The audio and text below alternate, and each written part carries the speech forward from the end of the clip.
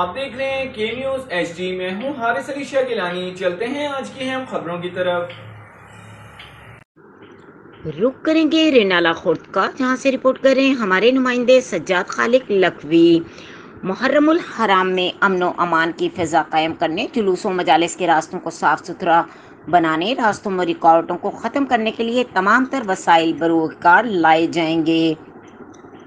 ان خیالات کا اظہار ضیاء اللہ چودھری، اسسٹنٹ کمشنر رینالہ خورد نے تحصیل امن کمیٹی رینالہ خورد کے خصوصی اجلاس سے خطاب کرتے ہوئے کی۔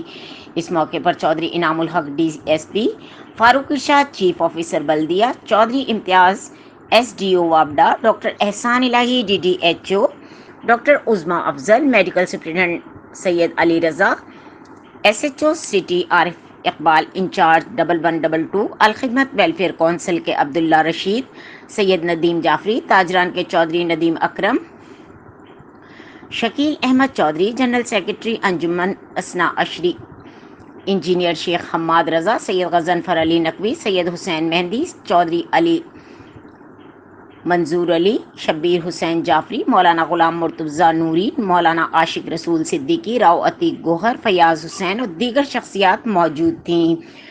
اس موقع پر Chaudhry Inam ul-Haq D S P circle Renala Khurd نے کہا کہ محرم الحرام کے دوران فل پروف سیکورٹی انتظامات کرے جائیں گے۔ سینئر ممبران کمیٹی پیر سید جعفری کے ہمیں اتحاد بین المسلمین فروغ دیتے ہوئے امن امان کی فضا کو قائم رکھنا ہوگا۔ پچھلے سالوں کی طرح اس مرتبہ بھی امن کا دیا روشن کرنا ہوگا۔ اس موقع پر انجینئر شیخ حماد رضا نے خطاب کرتے ہوئے کہا کہ عرصہ سے علماء، شہری، تاجران، سماجی تنظیمیں، سول سوسائٹی ہمارے ساتھ مل کر اس شہر کو امن کا گہوارہ بنائے ہوئے ہیں۔